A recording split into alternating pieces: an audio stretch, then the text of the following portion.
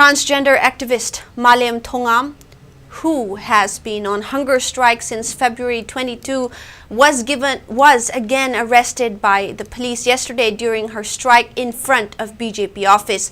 Having completed a month of hunger strike, Malem announced that she will not take further medical treatment.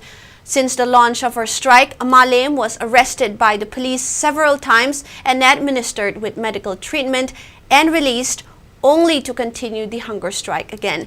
The activist has been urging the Prime Minister of India to visit Manipur and help assist in restoring peace in the state. State government Jenista Tambiramba Taragasu, I Makata, treatment lower, have the confirmed the house of Dana, who will see the Jerry, I love to lower.